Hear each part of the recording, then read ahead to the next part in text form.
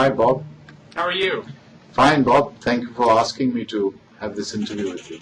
Oh, my pleasure. I'm glad you could make the time. I should say that I'm Robert Wright of Blogging Heads TV. You're Akbar Ahmed, very distinguished scholar of Islam, and you've also served in Pakistan's diplomatic corps.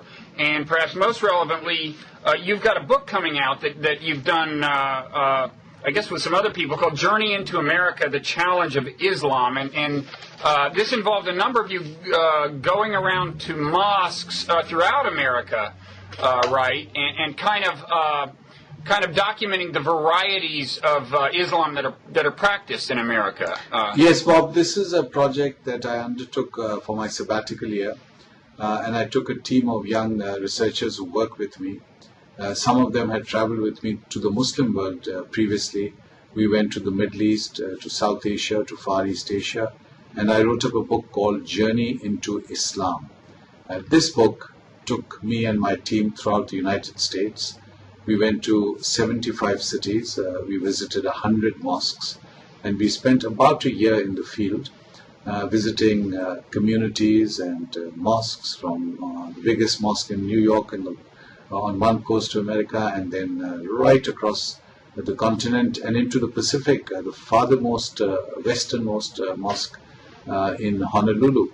And of course the northernmost and the southernmost, and the whole variety of mosques, and of course communities. And we also talked, of course, to non-Muslims. So we asked non-Muslim neighbors of Muslims, Jews, Christians, whoever, what they thought of Muslims, and we had a set of questionnaires which we gave to our respondents, and they filled them in. And so we have really what I think is a quite unprecedented look, a glimpse into Muslim society in America today. And you know, I think one thing a number of Americans would ask you if you told them about this project. If they didn't ask you, they might be thinking it, and that is, should we be worried about what's going on inside mosques in America? And one thing I took away from reading the excerpt from your book in Foreign Policy is that, first of all, there's no simple answer to the question of what's going inside mosques. There's a tremendous variety of things.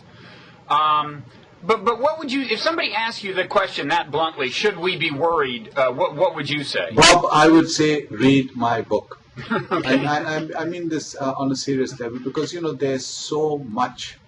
Right. There is so much being written about mosques, about the imposition of shariah, about the role of the imams, and unfortunately, we don't seem to know very much about precisely these questions. So a lot of the stuff you're seeing in the media and the so-called experts and so on are writing on the basis of ideology, sometimes on the basis of just common sense, sometimes plain ignorance, sometimes, I hate to say this, but sometimes a tinge of prejudice comes into their writing. So there's a lot of misinformation and lack of information on precisely these issues. So ours really is a very authentic look at society today. I'm an anthropologist, Bob, and I notice you're from Princeton, and I was there this weekend. I spent the weekend lecturing at my old department, the Department of Anthropology. And again, we anthropologists look at society and hold what is called a mirror up to society. So we look at society in all its hues and variety, and the good, the bad, the ugly, everything. And with that, we are able to present a snapshot of society at that moment in time. So the question about the mosque, for example, now we have been to 100 mosques. We've divided the mosques into mosques that are influenced by the mystics, the Sufis, for example, the universal humanists. Second category. And could I interject by way of background that the imam who has gotten the most publicity in America recently, the one in New York who planned to build the Islamic Community Center, which would include a mosque, you know, near Ground Zero, is himself a Sufi from that tradition, and he is one of the people you talk about in this book. Exactly, and the paradox or the irony is, of course, that Imam Rauf is a Sufi. As we've been to his mosque, and again, his mosque it was a very typical Sufi mosque. We saw a female imam that day. The Imam Rauf was not present himself; he was touring, and the female imam, a wonderful eclectic attitude to religion. She adored Rumi and adored the founding fathers and Jefferson, and she brought a very eclectic kind of approach to Islam, a white convert herself. And that evening, we talked to people who would come in and go out as the rituals began. We chanted the name of God, we held hands and went in a circle. Now, these things don't happen in mainstream mosques, orthodox mosques or literalist mosques, which is one category of mosques that we've identified. And of course, about 30 to 40% of people present in that mosque were non-Muslims. A lot of young Jewish people were present that night. So again, the paradox that Imam Rauf has now become the symbol of, according to some commentators, hardline, and some suspect him for his terrorist links and so on and so on. So that is the nature of the debate in America today. But back to the mosques in America. So mystics, the first category. The second category you could call the literalists, those who believe that a Muslim must live exactly as ordered to or as the text, the sacred text demands us to live, so that if I don't have a beard, which I don't, I will not be a good Muslim according to their definition. Or if I'm wearing a tie, then I'm even a worse Muslim. And so on, a woman must wear a hijab. Now, a lot of literates would be that strong about their identity as Muslims. A lot of them would feel Islam is under attack, Islam must be defended. A lot of them would argue in a very strong, robust way to defend Islam. And those mosques tend to be very defensive in terms of guests who come there, in terms of how they project Islam, and in terms of what they see as quote-unquote the purity of faith. The third category is that of the modernist mosque. The modernist mosque is the mosque which wants to be more open, more in tune with what America is, or the culture of America. A lot of them would be middle-class, sophisticated people who are proud of being Muslim, but also proud of being American, and would say, look, there's no incompatibility between the two. This is a mosque like any other house of worship. It's as good or as bad as any other house of worship. And as Muslims, we want to promote dialogue, and we may go in and talk to the Jews in the synagogue or the Christians in church to promote understanding and interfaith dialogue. So you can see the three distinct types of mosques, and then immediately the tension between these. And it gets more complicated, Bob, because, I mean, Americans, I don't blame them for being a bit confused about mosques. It is a confused picture, because the leadership of the mosque, the leadership that runs the mosque itself, which is the board of the mosque, is very often the battleground for debates, tension, conflict between groups from, say, the Middle East or from South Asia. And this, of course, is the classic confrontation. The Arabs have the language of the Quran, which is Arabic, the Prophet of Islam is Arab, and so on. Some of these mosques are very multi-ethnic in that regard, is the impression I got from reading the excerpt from your book. They're very multi-ethnic. So, for example, when we went to New York, the biggest mosque in New York, and we prayed there, met the Imam and met people there, and I was amazed at the variety of people. There was a Turk, and there were people from Malaysia and Bangladesh and Syria. The Imam himself is from Indonesia. So you can see the range, because, you know, Bob, America is incredible in terms of the Muslim presence. Every kind of Muslim is present here. We met Cambodian Muslims, Bangladeshis, Afghans, every kind of Muslim. So keep that in mind. Now, of course, there's another problem, and this is the problem I identify in my book, which is the role and training of the Imam. Now, this is a central figure in a mosque. The Imam is the man who runs the prayers, runs the mosque, and so on. Now, who is the Imam? He delivers the sermon on Fridays, which is the big prayer for Muslims. It's the sacred day, like Sundays for Christians. Now, who is the Imam? Where is he trained? Is he trained in Egypt, in the traditional Islamic institutions, or Pakistan, or in some other conservative institution? How is he going to then guide and mentor a lot of the young Muslims who are growing up in America, who are born here, who may have problems like any other teenager, who are wrestling with problems of drugs or drinking or alcohol and doing things that they should not be doing? Now, who do they talk to? In Muslim culture, there's a kind of formality between the older and the younger generation.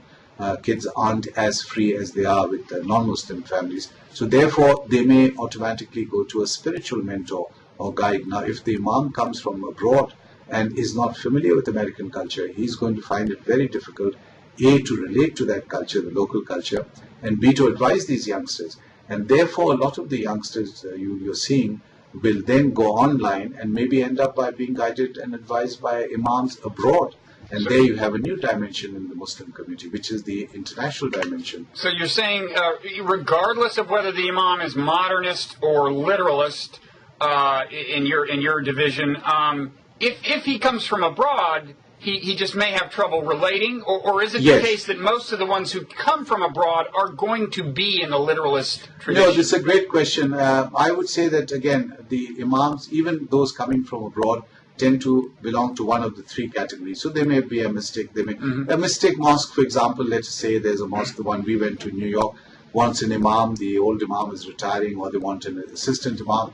They will look for someone who is like them. So they're going to get someone in the mystic tradition, but on the basis of reputation or training back home in Egypt or Pakistan or wherever. The problem is something else. I'm now talking in terms of culture. Right. The problem is that imam coming, and I know many of them personally, well-meaning people, they're coming from an entirely different culture, in entirely different cultural context. And a lot of these youngsters, and I have pointed this out, I haven't pulled my punches, Bob. I've been very harsh, and in fact, that's why a lot of Muslims are not very comfortable with some of the things I've said, because they felt I needed to be much more tactful or diplomatic, or even maintaining a veil over some of these issues. But I have pointed out that these homegrown terrorists, which are now so much in the spotlight, they are really locals. They are Americans. They are American kids. The 5 young men from Virginia, Faisal Shahzad, the wanted to blow up parts of New York. New Jersey, we had recent emergence of more homegrown terrorists. Now, these are kids who are growing up here, and to me, as an anthropologist, my question is, who is instructing them? Who is guiding them? Who is failing to guide them so that they begin to want to harm or injure their own people, which is Americans? You're growing up in America, you owe everything to America, you're educated here, your family's living here, your future's here, and yet you want to harm this country. So why is this happening? Number one.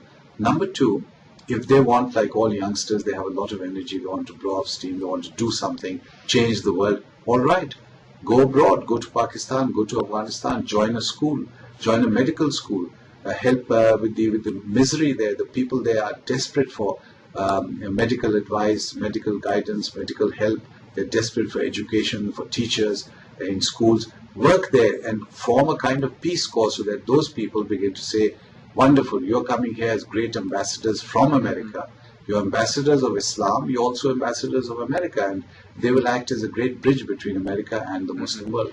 Okay, so as far as what kind of guidance they're going to be getting at their local mosque, I guess if you had to generalize, I gather you would say that the average American would rather that they were in a mosque in the either modernist or mystic tradition, which isn't to say that all the mosques in the literalist tradition are bad by any means, and I'm sure there are various different kinds of mosques in the literalist tradition. Is that right? But if I could... Bob, first of all, let's clarify this, and this is an important nuance that you brought up. The mosques in the literalist tradition, we should be very cautious. We must not jump to any conclusions. Basically, the literalist means, like the literalist, incidentally, Bob, we need to inject a broader discussion here on this topic. Read Karen Armstrong, The Battle for God. And she, on the basis of very scholarly, very thorough study, establishes that each faith, each of the Abrahamic faiths, Judaism, Christianity, and Islam, have exactly the same tension between what she calls the moderates and the fundamentalists. And she goes over history for the last 2,000 years and explains what's going on in each one of these faiths. So in a sense, what I'm describing is quite common and quite apparent even in the other faiths. Now, so the literalists are basically people who are saying, look, we want to be left alone with our faith. We want to be able to practice our faith and worship in the way we want to. It does not mean that they're saying we want to blow up people or inflict violence on other people. No, but it does tend to be the case that the small minority of young Muslims who do go in that direction, unfortunately, are much more likely to be associated with the literalist tradition. Now, Bob, this is what we would think. But pause for a moment and take the case of, for example, Faisal Shahzad. Now, he seems to me very much, if you were to put him in a category, he grows up in Pakistan, in the frontier province, which is very much a tribal society. And he grows up with the reputation of being somewhat of a party guy, a party boy. Now that in Pakistan, in the tribal areas or near the tribal areas, he grows up near Peshawar, would seem very, very incompatible with his surroundings. He then comes to America, and all the pictures of him are, of a modern young man. He doesn't have a beard. He's dressed up in Western smart clothes. He's wearing the latest dark glasses, and he's got these gadgets with him, etc., etc. But then he changes, right? He changes, but he changes again for interesting reasons. Again, the media would have us believe it was the violence in the Quran and so on in the religion of Islam. But here what he's saying, he is in fact saying, I am taking revenge for the drone strikes in the tribal areas. So he's acting more like a tribesman who is involved in Pashtunwali, the code of the Pathans, which one of the primary features of that is revenge, rather than anyone saying, I'm going to have a jihad, or I've been trained by the literalists and so on. So he's not coming out of that literalist tradition. Did he wind up affiliated with a literalist mosque in America, or No, again, whatever little we know, because there's a lot of conjecture in the media. What little we know, he could be in the modernist camp, in the way he lived, in his background, in his education, in his thinking, and even in the sense that he wants to do something violent. So the thesis is a sophisticated one, which means that any of the three categories, by definition, could produce young people who are confused, or who are angry, and who could be provoked into violence. Even the mystic Sufi, who would not think of violence, he would be in fact denying his Sufiness if he went into violence. He could be, suppose someone burns the mosque, or someone does something violent against their community, he could be provoked as just being human to react with anger. That's a human emotion. At the same time, the modernist, we must not simply say it is the literalists alone producing young men who would want to do something violent, because the 5 young men from Virginia, they were regular American kids going to high school here, playing basketball, baseball, and so on, and yet they were prepared to go off to Pakistan and join the jihad in Afghanistan. Yeah. Maybe an interesting question is, to the extent that these young people go off in the wrong direction and get inspiration that they think of as authentically Islamic inspiration to do this, are they more likely to get it in an American mosque, or are they more likely to get it like on the internet? As you said, one of the great dangers is that they fail to find any kind of guidance they can relate to in their local mosque, and wind up looking for it outside of a mosque altogether, right? Which do you think is the... Well, this is the big question, Bob, and this is what concerns me. I would want a structure in place where these youngsters growing up in America, and now, by the way, going through a very difficult phase for the Muslim community. Bob, step back a little bit and think of society in America today. We have this economic crisis in the background. We have debt to the tune of trillions and trillions of dollars. We've got a war that seems interminable, unending war, the longest war in American history going on in Afghanistan. We have the issue of the immigration issues, the Mexicans and the Hispanics and so on. And we have the first non-white president in the White House. And then the big looming issue of Islam, the nature of Islam, the potential quote-unquote threat of Islam and so on. So all these issues are making Americans very uncertain, anxious, even nervous. Now, in this context, think of what the Muslim community is going through. The Ground Zero mosque controversy, the pastor in Florida wanting to burn the Quran, the Murfreesboro mosque being denied permission just to be built, other mosques that we saw on our journey either attacked or firebombed in the case of Columbia and Tennessee and so on. So the Muslim community really is going through a very difficult period of its history here in the United States. Now, when you look at the youngster then in the community, you realize the pressure on this young 18-year-old, 19-year-old Muslim boy, usually boy, not so much the girls, because they have other ways of absorbing this pressure.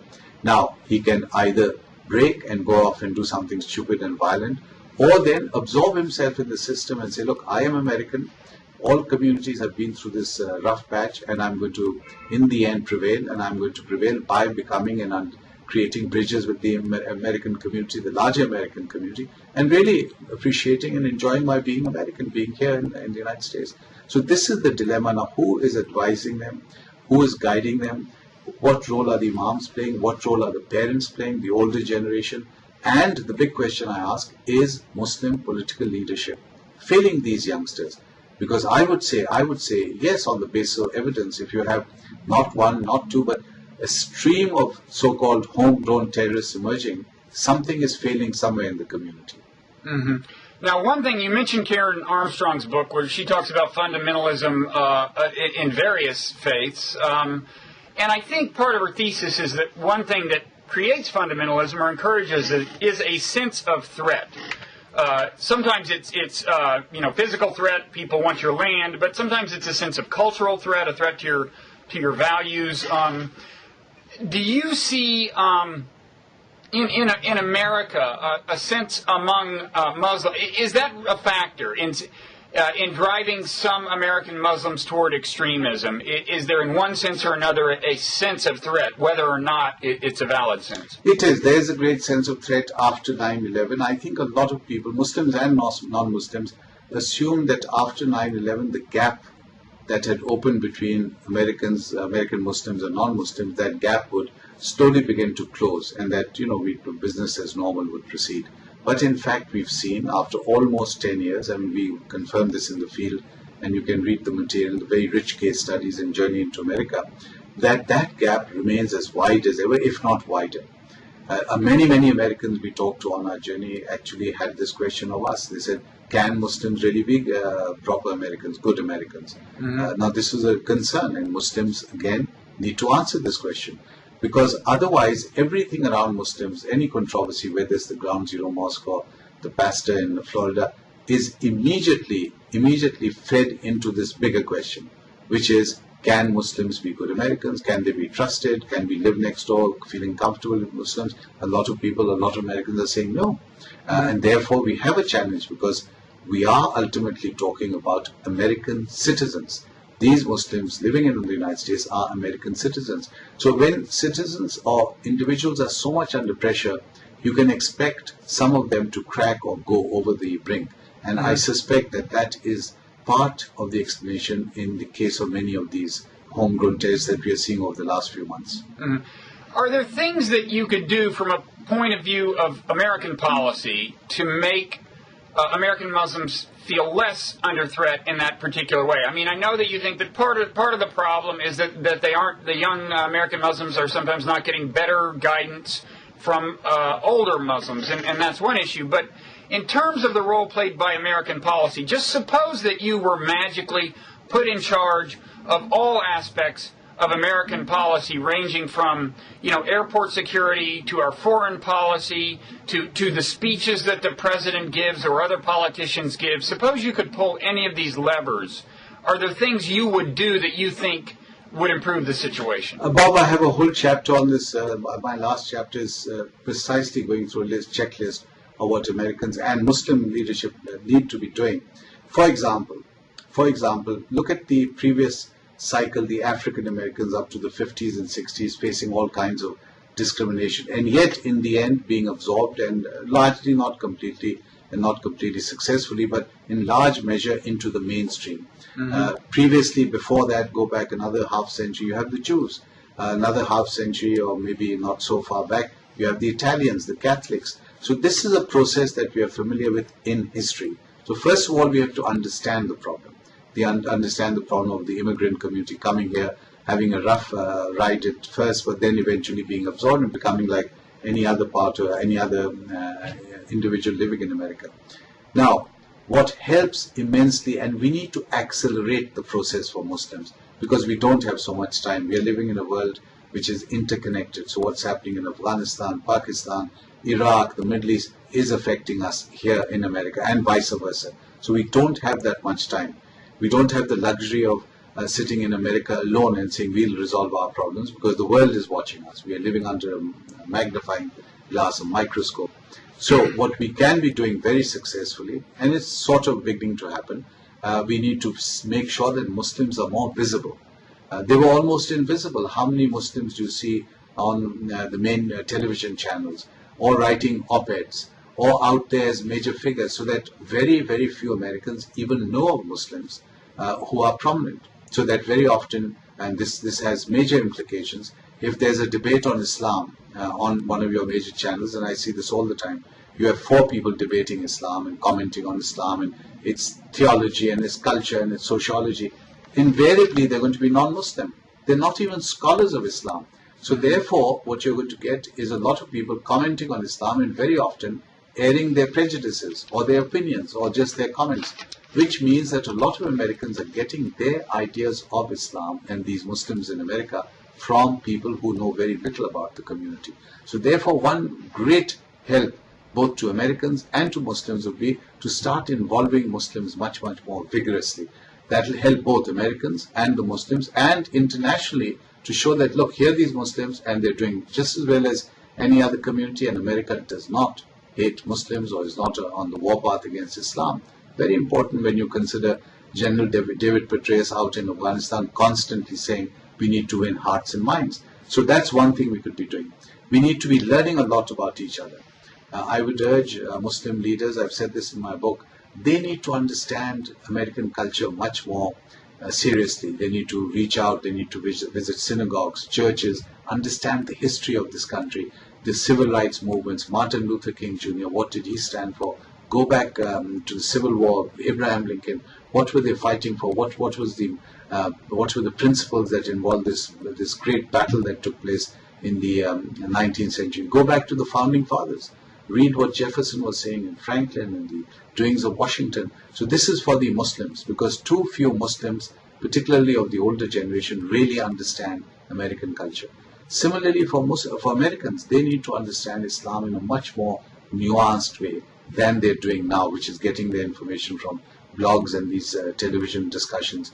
To understand that these 5, 7, 8 million Muslims living in America are Muslims, but they're also, in a sense, representing a much larger civilization, an older civilization, and a very old and at times a very splendid civilization, which gave great contribution to in terms of architecture, literature, art. At times, in fact, it carried the torch of civilization. In Muslim Spain, it was the Muslim rulers there who, with their Jewish and Christian scholars, were able to translate all the Greeks, Plato, Aristotle, Socrates, and thereby trigger what we know as the Renaissance in Europe, and thereby bring Greek learning back into Latin and into the local European languages, which in turn, of course, influenced people like Thomas Jefferson. So again and again, we need to look at each other not so much as us and them, but in terms of yet another community, the Muslim community, which is coming to the table, to the American table, this rich feast of great cultures coming from all over the world, and bringing something to the table. And then above all, we need to focus on the young. These are young Americans. They may be Muslim, they may be any other religion, and we need to make them feel as part of this landscape, as part of this country. And today, with the immense pressure on ordinary people, and particularly on Muslims, I was at Princeton this weekend, and I talked specifically to some of the young Muslim students there, and Muslims are feeling a great deal of heat right now. You know, the fact that... More recently as a result of the recent controversies? Yes, Bob. Recently, particularly the last few months. I mean, just think of it. If you're a Muslim, Bob, if you're a young, you were at Princeton, suppose you're back to 18 years old, and on television, the prophet of your religion is abused, your God is abused, you're called in part of an evil religion, constantly you're being challenged simply because your name happens to be a Muslim name. When you arrive at the airport or you're taking off on some other airport, you're being asked to step aside. And I talked to these kids in detail, and they said as a matter of routine, we are asked to step aside. We spend 3-4 hours almost in routine. You know, there was a kind of resignation about them. And you begin to ask yourself, my God, how long are they going to sustain this kind of pressure? Because some of them are very close to snapping. And if they snap, what would they do? Would they want to talk to their elders? Would they talk to their parents or go to the imam? Who's going to talk to them? Who will advise them? And you know, it seems to me that as far as this pressure, you know, some of it comes from Americans who are just kind of overreacting. You know, they're sincere, they may be of goodwill, but they are overreacting to a threat that certainly exists, but they're exaggerating it in their minds, but they're doing so kind of innocently. On the other hand, there are also some people who are systematically trying to whip up hysteria. And the most recent manifestation of this is this idea that Sharia might be imposed in America, which I think is just a completely crazy idea, right? And yet... Well, Bob, I don't know whether you saw my little exchange with Frank Gaffney, who's the author of this. Well, Frank Gaffney is the ringleader of this. I didn't see it, but I mean, Frank Gaffney he gets money from somebody at his little think tank in Washington to go around saying something completely crazy to scare people. But you see, right? Bob, it was very interesting because I was on Anderson Cooper with him, and he, of course, had this booklet of his on Sharia, and he began by making this statement: the Sharia is taking over and Muslims are about to take over, etc., etc. And Anderson Cooper asked me, he said, "What do you make of that?" And I said, "Look, your mathematics is probably better than mine. Explain to me how 2% of a population, even if every one of that 2% wanted the Sharia, could impose it on 98% who did not want it, and in a democracy, not in a military dictatorship." And to make it worse, for his argument, I said, back from where I come in Pakistan, 98% of the population is Muslim, and they don't have the Sharia there. So if they're not imposing it on their own society when they're 98% in the majority, how is it mathematically possible to impose it when they're 2%? It's mathematically absurd. And yet, the idea has taken hold. I go to a lot of lectures, I'm asked to speak at various forums, and invariably this question comes up. We will not allow the Muslims to take over. We're going to fight for the constitution. We will defend it to our life, to the last, and fight to the death. I said, I'll be there fighting to the death with you for the constitution. And I said, there is no danger of us dying because there's going to be no Sharia imposed on us. But do you know where it's coming from? I mean, why? It's coming, Bob, from the environment. When you have you yourself talked about it. When you have an environment, there's a crisis in the background, an economic crisis, a sense of political tension and drama taking place, a sense of a world crisis, the role of America in the future. And above all, Bob, you're talking about Islam. My thesis is that while this debate is about Islam on one level, and 2% of a population is not a huge population, and really is very, very marginal in America, it really is, the intensity is explained, the intensity of this debate around Islam is explained because this really is a debate about America. What it means to be an American. What will it mean to be an American in the future? This is the debate taking place. Is it the America as defined by you, Bob Wright, or is it the America defined by, say, Glenn Beck or someone else? This is the great debate taking place in America, and we need to be clear about the debate, because when this debate ends, and America has a tradition of having these great debates, every half a century or so. We saw in the 60s and 70s, you had this very intense debate about the civil rights movements and civil rights in America. Previously, you had the Civil War itself. So these debates become very intense because it is a great nation, and there's no doubt about the greatness of America as a nation, and a great continent, the American continent, really now looking at itself and intensely debating the future. Okay. Well, I guess we can leave it there, unless there's something else you want to say about how we can shape that this debate in a useful direction. You've already said a certain number of things. Is there anything you want to say? Yeah, Bob, what I do want to point out in terms of the debate about America, and this is again something we learned on this journey of ours, and it's very prominent in my book, Journey into America, which is that for Americans, Muslim or non-Muslim, the inspiration for America, being American identity, really comes in the most definitive way from the Founding Fathers.